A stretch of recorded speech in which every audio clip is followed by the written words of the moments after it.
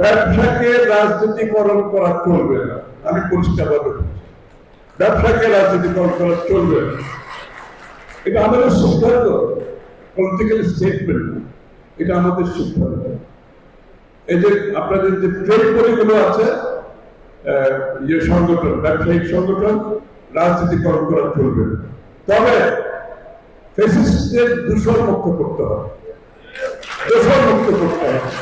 ফ্যাসিস্টদের রেখে আগামী দিনে আপনি কোন সংগঠন চালাতে পারবেন।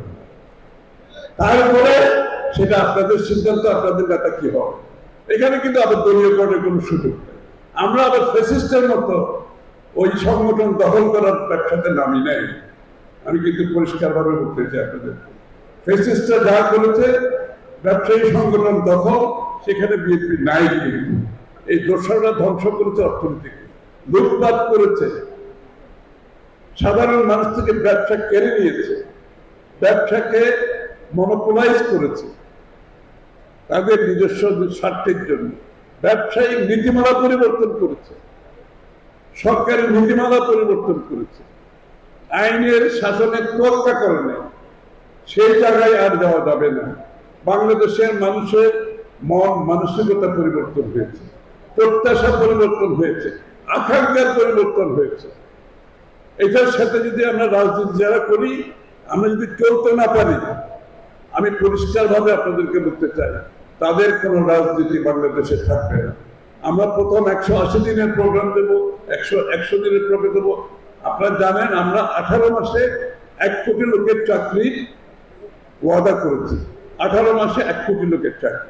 এই টার্গেট পূরণ করার জন্য কোথায় কোথায় আমরা চাকরি হবে সেটা আমরা সিদ্ধান্ত নিয়েছি। আমরা কাজ করেছি কোন কোন সেক্টরে কত লোকের চাকরি হবে, আত্মকর্মসংস্থান হবে, বিদেশে যাবে। 10 কোটি লোককে যদি আমরা 1 কোটি লোককে যদি আমরা প্রথম 18 মাসে তাদের কর্মসংস্থান, আত্মকর্মসংস্থান সৃষ্টি করতে পারি, বাংলাদেশের অর্থনীতি 18 মাসে ভালো অবস্থানে চলে যাবে।